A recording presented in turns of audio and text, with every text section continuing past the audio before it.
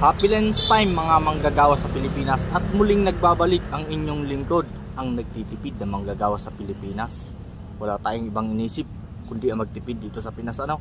At ang ulam natin ay balat ng patatas no. Di ba? Huwag yung itapon yung balat ng patatas. Linisin nyo lang ng maigi. Pwede yung prituhin. No? Parang french fries lang mga kaibigan. Malinamnam.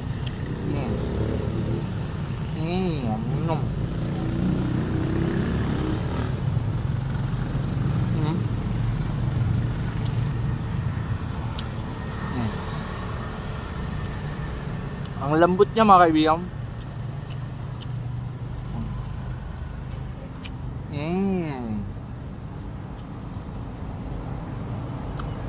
Parang ano lang yan, yung mga kalabasa na mas masustansya yung balat, no?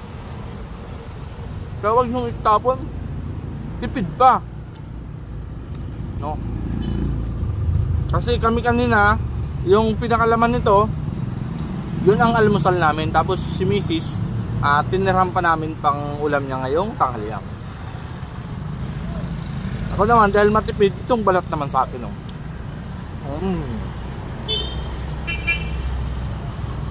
Masarap siya mga kaibigan, promise. Legit, parang ano nga, french fries.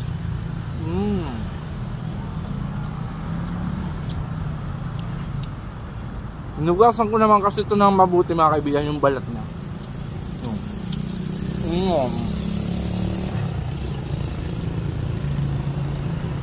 As in balat yan mga kaibigan. Balat yan oh.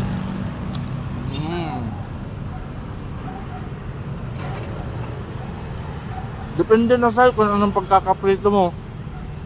Kung gusto mong toasted, kagaya nito, tinosted ko. Mayroon namang hindi toasted. Ito.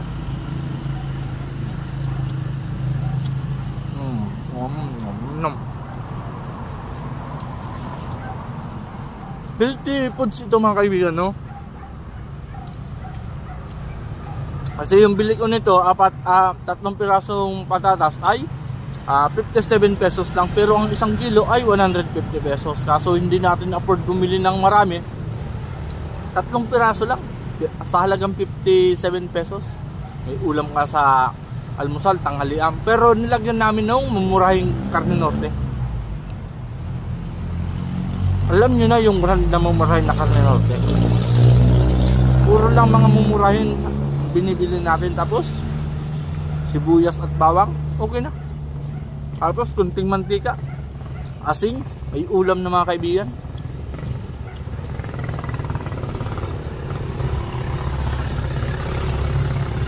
Tipid-tipid lang pag may time, no? Habang wala pang dumarating sa atin na magandang oportunidad dito sa Pilipinas. Kasi above minimum nga naman tayo sa provincial rate. Kaso magkano lang uminto? Ang minimum dito sa Bicol mga kaibigan is 395. Ang tawag ko ay 426. Kunti lang uminto mga kaibigan. Kaya patuloy lang tayo sa pagtitipid mga kaibigan.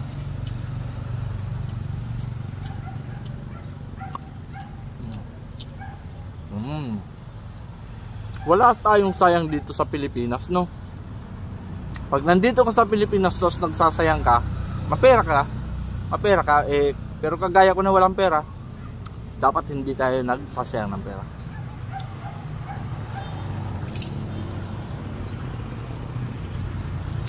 Pero malala ang buhay pagka yung nasa Manila ka, no? Lahat ng galaw mo, lahat ng ano mo ay kailangan mong bayaran, no? Minsan kung wala kang bahay doon, nag-upa ka ng bahay, no? Mga bilihin, wala sa kapaligiran yung iba. Dito sa probinsya namin, ako ay Taga Bicol, marami kang makukuha sa kapaligiran, mga gulay-gulay. Saka mura ang bilihin sa probinsya. Sa Manila, kada lingon mo, bibili ka talaga wala ka mahal na kuwang libre dito sa Bicol, sa probinsya eh. Lumingon ka dyan sa gilid, baka mayroong kangkong, talbos ng kamote, malunggay. Doon kahit mga malunggay na yan, binibili pa. Dito hindi lang sa amin eh. Talbos ng kamote, bibilihin mo pa. Dito pag mabait ang kapitbahay mo, bibigyan ka lang niya. Mga nasa likod ko, nagkukonstruct ng simbahan. Tanghali yan na tapat mga kaibigan. Pero trabaho pa rin sila. Ganyan sa Pinas. Extra effort lang mga kaibigan. Mga di nag-iisip ng oras, sahod. Kasi trabaho lang.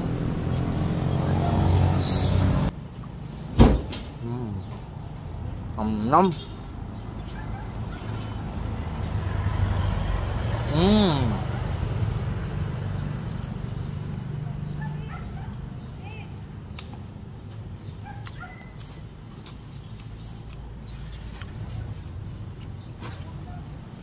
Maraming salamat pa naman kaibigan sa patuloy sa atin na mga sumusuporta.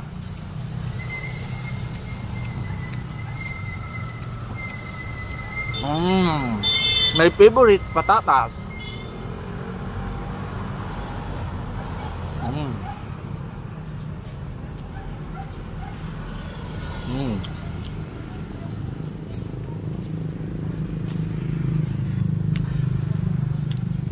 Huling subo para sa tagumpay mga kaibigan, no?